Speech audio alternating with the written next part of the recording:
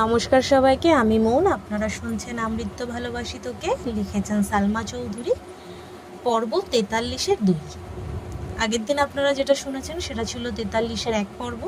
আজকে শুনবে 43-এর 2 পর্ব। তো শুরু করছি। ভার্সিটি থেকে ফেরার পর থেকে মেঘ হালিমা খানের রুমে শুয়ে আছে। এই বাড়ি ছেড়ে, বাড়ির মানুষগুলোকে ছেড়ে, আম্মুকে ছেড়ে হোস্টেলে চলে যাবে ভাবতেই বুকের ভেতরটা কেঁপে উঠছে। মাকে জড়িয়ে ধরে ফুপিয়ে ফুপিয়ে কাঁদছে মেঘ। হালিমা খান পাশ ফিরে মেঘের মুখের দিকে তাকালো। কান্নায় ভেজা চোখের দিকে চেয়ে অনন্ত মোলায়েম কণ্ঠে শুধালেন, কি হয়েছে মা, কাঁদছিস কেন এভাবে? কেউ কিছু বলেছে? মেঘ বলল, কিছু হয়নি আম্মু। হালিমা খান বেশ কয়েকবার মেঘকে জিজ্ঞেস করেছেন, কিন্তু মেঘ উত্তরে দেয়নি। আম্মুকে জড়িয়ে ধরিয়ে ঘুমিয়ে পড়েছে। সন্ধ্যার দিকে হালিমা খান উঠে গেছেন। মেঘ সন্ধ্যার আরও অনেক পর পর্যন্ত ঘুমিয়েছে। ইদানিং মন খারাপের কারণে ঠিকমতো খাওয়া দাওয়া করে না মেয়েটা। শরীরও অনেক দুর্বল হয়ে গেছে। আবির সন্ধ্যার দিকে বাসায় ফিরছে। মেঘের রুমের সামনে গিয়ে যাওয়ার সময় নজর পড়ে মেঘের রুমের দরজার খোলা। ফোনটাও বিছানার উপর পড়ে আছে। গতকাল রাতে ধমক দেওয়ার পর থেকে এখনো মেঘকে দেখেনি আবির। মেঘের রুমে পা বাড়ালো, কিন্তু মেঘ কোথাও নেই। ফাঁকা রুম দেখে আবিরের বুকটা মোচড় দিয়ে উঠেছে। নিচে মিম আর আদি খেলতেছে, ওখানে মেঘ নেই, রুমেও নেই, ফোনটাও রুমে ফেলে গেছে। রুম থেকে বের হওয়ার জন্য 2 কদম এগোতেই মেঘের ফোনে কল বাজে উঠেছে। আবির ঘাড় ফিরিয়ে তাকালো ফোনের দিকে। মিনহাজ নামে সেভ করা নাম্বার দেখে আবিরের মেজাজ চরম মাত্রায় খারাপ হলো। কল রিসিভ করতেই ওপাশ থেকে মিনহাজ বলে ওঠে, কি রে, তুই কি বাসায় বলছিস? বাসায় মানুষ রাজি হয়েছে? কবে আসতেছিস তাহলে? আবির অত্যন্ত গুরুতর কণ্ঠে শুধালো, কোথায়? মেঘের ফোনে কোনো পুরুষের কণ্ঠস্বর শুনে মিনহাজ সঙ্গে সঙ্গে কল কেটে দিয়েছে। ভয়ে মিনহাজের হাত পা ঠান্ডা হয়ে যাচ্ছে। তানভীর নাকি আবির কল রিসিভ করেছে এটাও বুঝতে পারেনি সে। অবশ্য বোঝার কথাও না, কারণ আবিরকে দেখলেও ঠিকমতো কথা শোনেনি।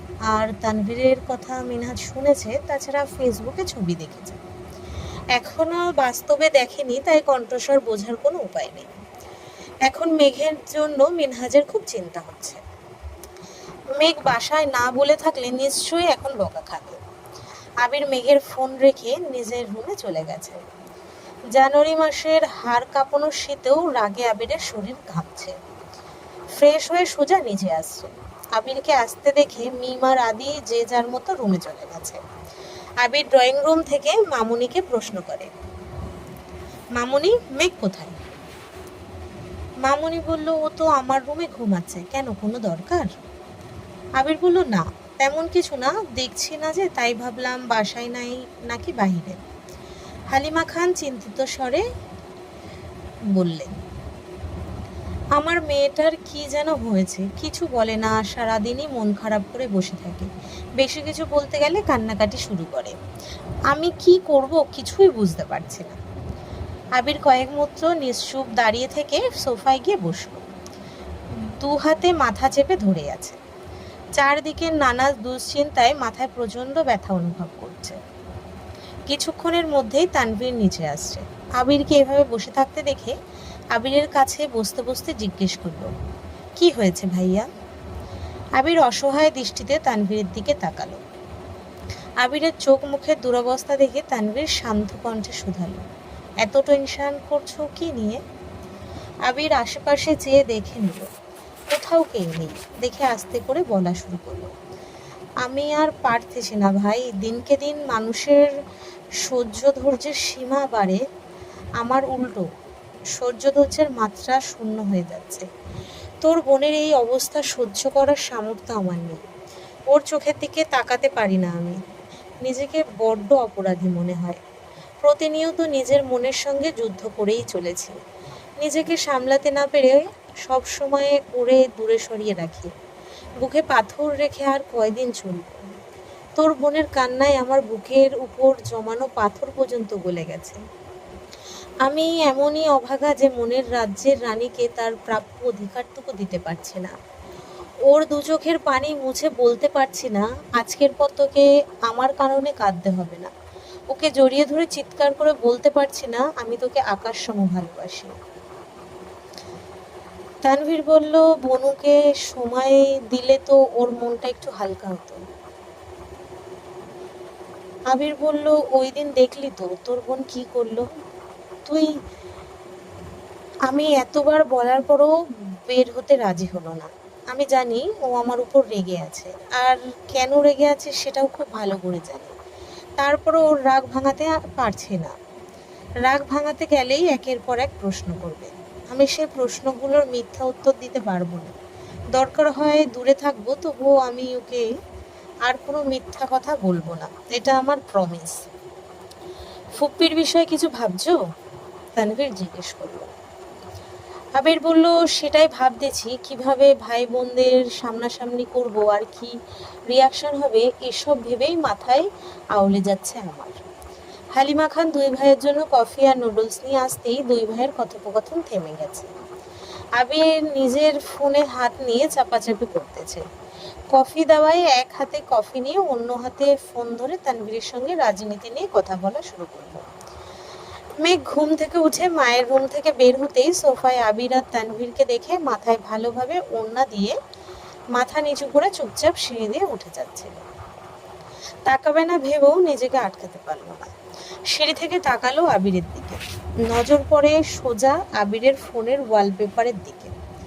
গতকাল ফোন চেক করার সময়ও ওয়ালপেপারের ওই ছবিটাই দেখেছিল, যেখানে আবিরের গাল কান সহ মাথায় এক পাশ দেখা যাচ্ছিল, নিচু হয়ে কিছু করছিল।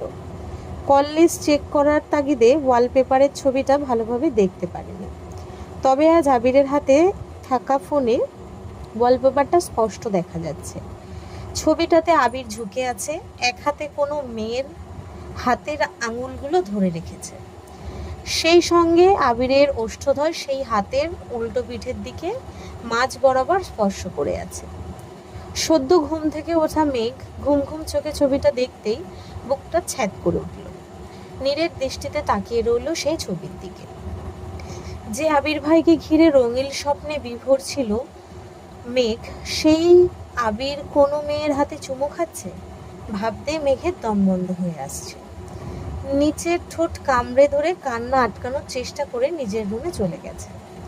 চোখের সামনে থেকে সেই দৃশ্য যেন সরছেই না। গতকাল আবির ভাই বলেছেন উনি বিবাহিত। মেঘ সে কথা বিশ্বাস করলেও পুরোপুরি করেনি। তবে আজ প্রমাণ পেয়েছে, তাই অবিশ্বাস করার কোনো অপশান নেই। কান্নারাও আজ বিশ্বাসঘাতকতা করছে। কাঁদতে চেয়েও কাঁদতে পারছে না, গলায় আটকে আসছে কান্না। আজ পুরো টেবিলে ফাঁকা, শুধু এক কোণে মেঘ বসে আছে। অনেকক্ষণ যাবতই মেঘ খাবার টেবিলে বসে অপেক্ষা করছে।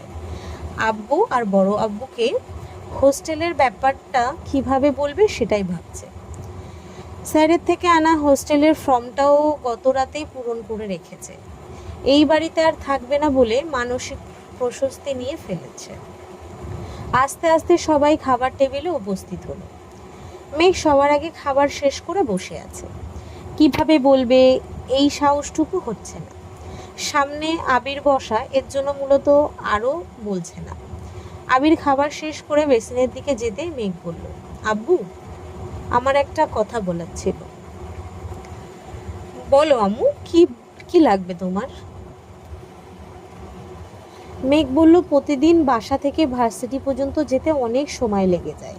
আঙ্কেলকেও আমার জন্য গাড়ি নিয়ে ঘন্টাখানেক অপেক্ষা করতে হয়।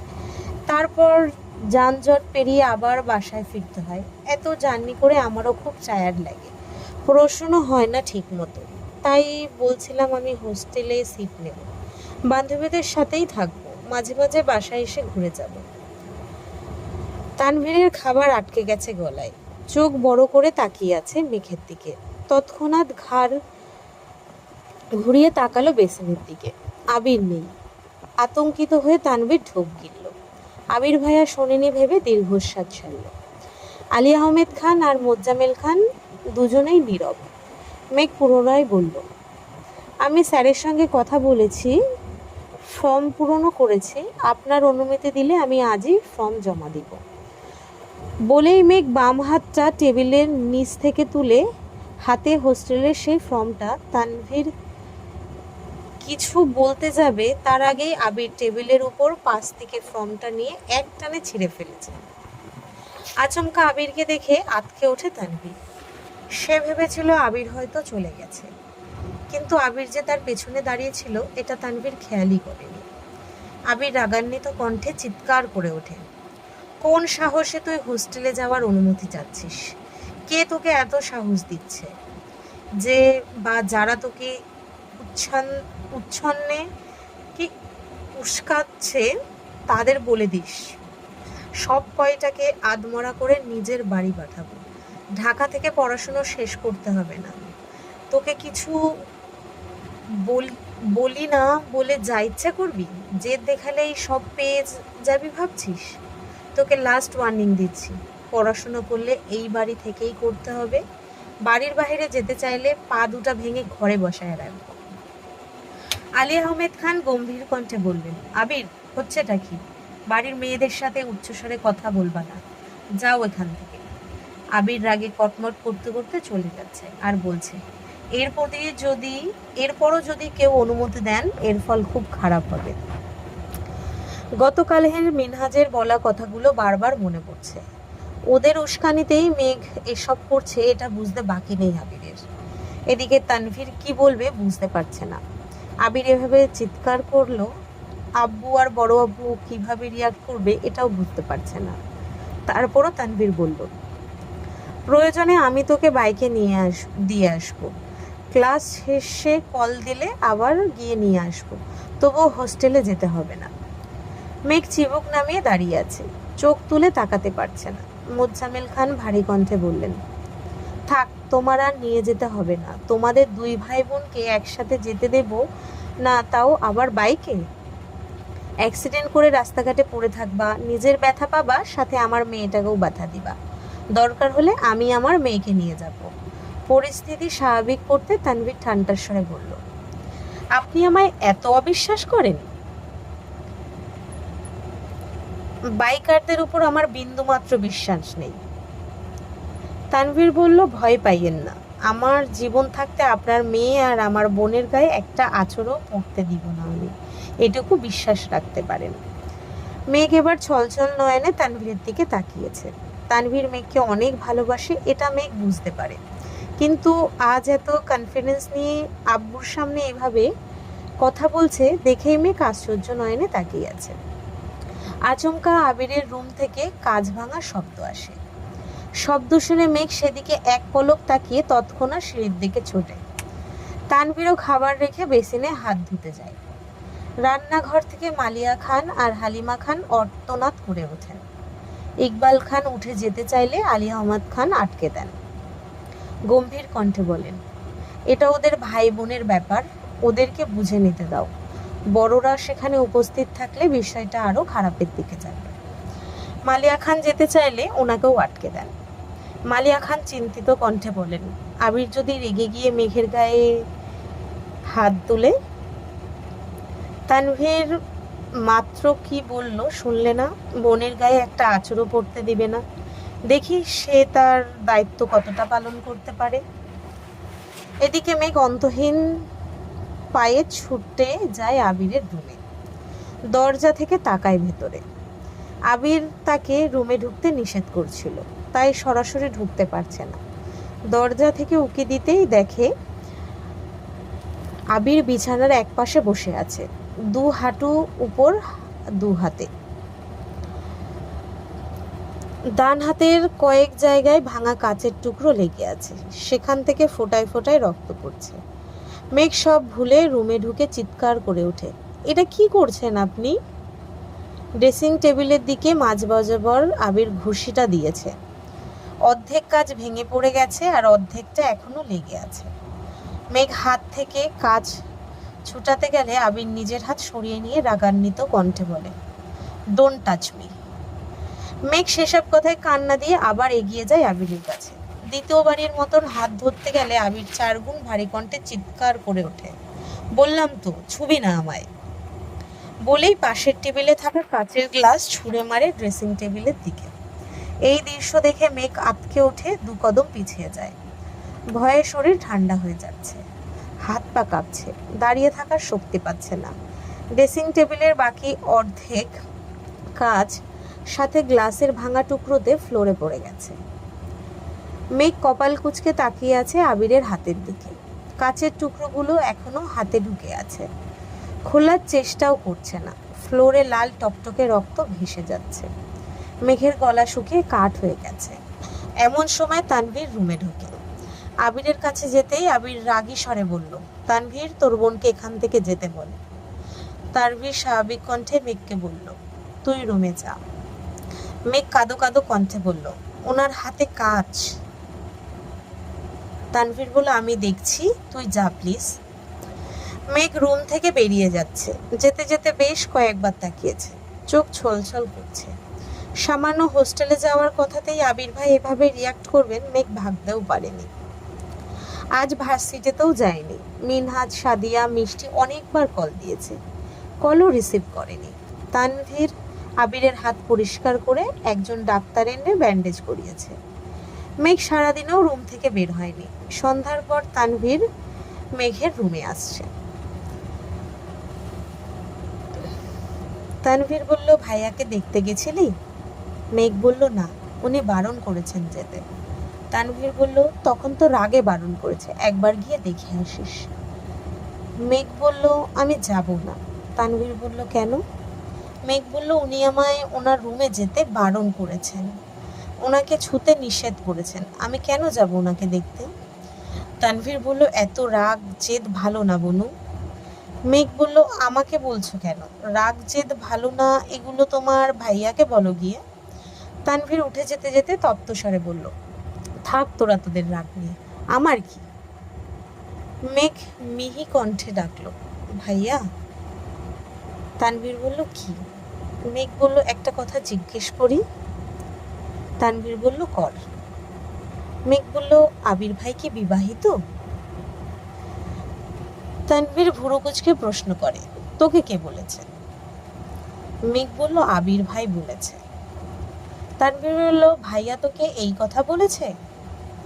মেঘ বলল, হ্যাঁ। তানভীর বলল, ভাইয়া তোকেই বলেছে? মেঘ বলল, ঠিক আমাকে না, মালা আপুকে মেসেজে বলেছে। আমি পরে জিজ্ঞেস করছি, তখন বলছে হ্যাঁ বিবাহিত। তানভীর বলল, ও আচ্ছা, মালা ভাইয়াকে অনেকদিন যাবত ডিস্টার্ব করে, পিছু ছুটাতে বাধ্য হয়ে হয়তো বিবাহিত বলেছে। মেঘ বলল, আমাকেও তো বলেছে, আমি কি ওনাকে ডিস্টার্ব করি নাকি? তানভীর বলল, দূর পাগলি, তোকে তো মজা করে বলেছে। মেঘ বলল, ও আচ্ছা। তানভীর কপাল গুটিয়ে অকস্মাতের মতো প্রশ্ন করল, কিসের বাচ্চা? মেঘ বলল, উনি যে বলল ওনার একটা বাচ্চা আছে।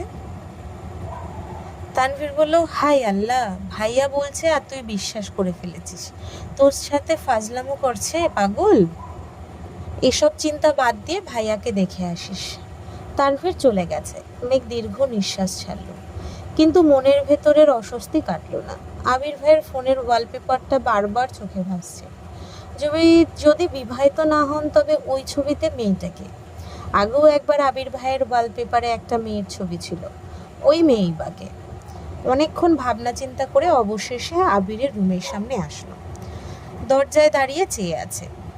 আবির ঘুমাচ্ছে, তাই ভেতরে ঢুকছে না। এক দৃষ্টিতে চেয়ে আবিরকে দেখছে। এত রাগ, অভিমান, ক্ষোভ সবকিছুই পরেও ওনার প্রতি এক অন্যরকম টান কাজ করে। এই অনুভূতি পৃথিবীর সব অনুভূতিকে হার মানাবে। 10 মিনিট পর আবির সজাগ হয়েছে। দরজায় মেঘকে দেখে আস্তে করে বলল, ভেতরে আয়। পুরুষালী কণ্ঠ মস্তিষ্কে পৌঁছাতেই মেঘের ঘোর কেটে যায়। ধীর পায়ে রুমে ঢুকে দাঁড়িয়ে আছে দেখে আবির বসতে বলল। মেঘ চেয়ারে বসতে গেলে আবির বিছানার পাশে দেখিয়ে বলল, এখানে বস। মেঘও আবিরের কথা মতো আবিরের মাথার কাছে বসলো। দুজনেই বেশ খানিকটা সময় নীরবতা পালন করলো। অবশেষে মেঘ নমনীয় কণ্ঠে জিজ্ঞেস করলো, হাতে কি ব্যথা আছে? আবির বলল, কম। মেঘ জিজ্ঞেস করলো, ওষুধ খাইছেন? আবির বলল, না। মেঘ বলল, কেন? আবির বলল, এমনি, ইচ্ছে হয়নি। মেঘ বলল, ওষুধ খেতে কি কারো ইচ্ছে হয়? আবির বলল, কি জানি। মেঘ বলল, আপনি তো এমন ছিলেন না, এমন হচ্ছেন কেন? আবির বলল, কেমন হচ্ছি? মেঘ বলল, ভণ্ড।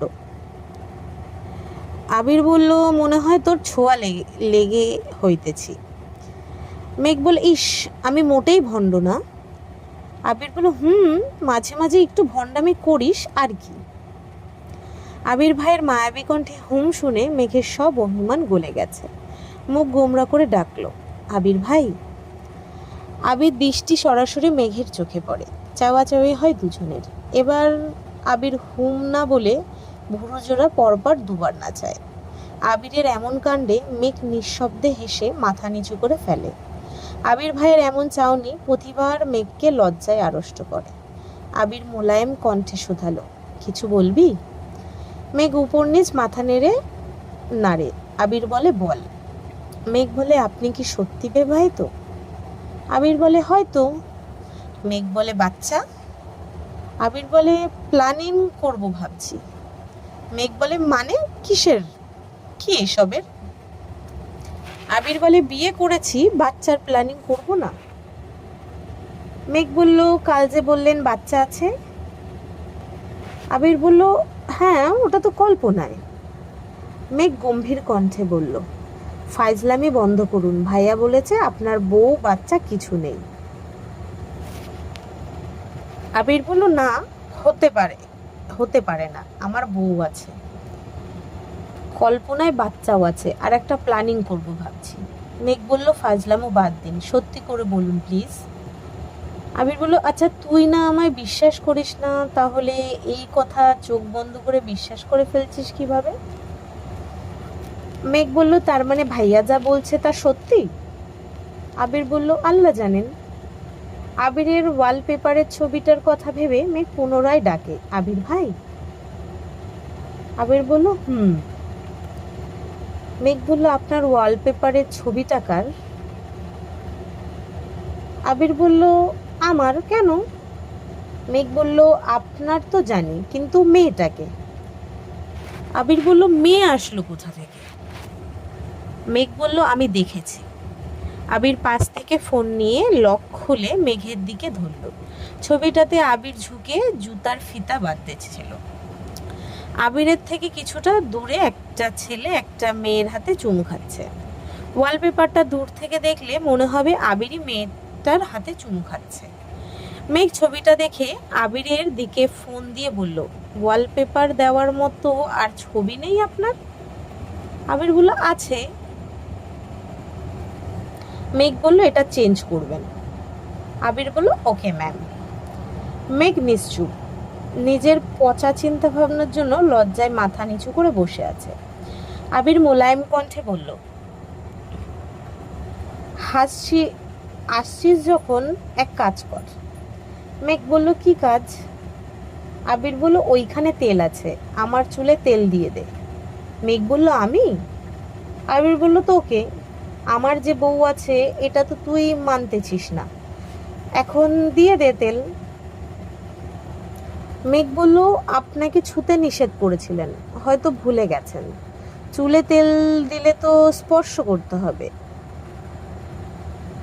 আবির বলল, ও আচ্ছা, তার মানে ছবি না বলে মন স্থির করেই ফেলেছিস?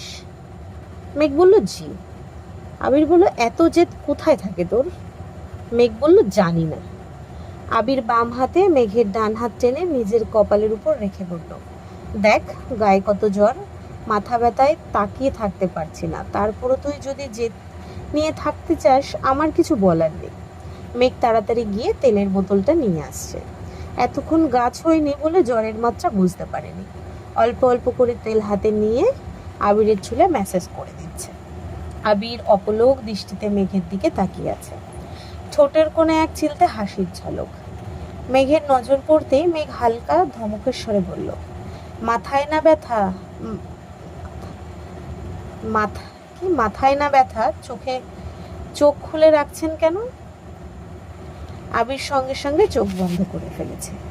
মেঘ বেশ কিছুক্ষণ চুলে ম্যাসেজ করে মাথা টিপে দিয়েছে। চোখ বন্ধ রাখতে রাখতে আবির কখন যে ঘুমিয়ে পড়েছে নিজেই জানে না। মেঘ 10 মিনিট চুপচাপ বসে রইল। কি করবে বুঝতে না পেরে ভাবলো রুমে চলে যাবে। যেই না উঠতে যাবে অমনি আবির কাত হয়ে মেঘের হাত জড়িয়ে ধরেছে। আবির জ্বরের ঘোরেই বিড়বিড় করতেছে, তুই যাস না প্লিজ। মেঘ দুবার আবিরকে ডাকে, কিন্তু আবির গভীর ঘুমে তলিয়ে আছে। জ্বর বাড়তেছে, জলপট্টি দেবে যে তার অবস্থাও নেই। আবির হাত আঁকড়ে ধরায় উঠতেই পারছে না। আবিরের মাথায় হাত বুলাচ্ছে, আবিরকে ডাকছে, কিন্তু আবিরের কোনো সাড়া নেই। কপালে গলায় হাত দিয়ে মেঘ বারবার জ্বর পরীক্ষা করছে। দিশা না পেয়ে মেঘ নিজের গাল আবিরের কপালে সঙ্গে মিশিয়ে রেখেছে, যেন গায়ের তাপ কিছুটা হলেও মেঘের শরীরে চলে আসে। আজকের পর্ব অবধি। যদি সবার ভালো লাগে লাইক কমেন্ট শেয়ার করে দিও। আর যদি ইউটিউব থেকে শুনছো তো সবাই সাবস্ক্রাইব করো। যদি ফেসবুক থেকে শুনছো তো পেজটাকে ফলো করে দিও। আরও ভিডিও পেতে সবাই একটু ফলো রেখো চ্যানেলটাকে। আজ আসছি, ধন্যবাদ সবাইকে।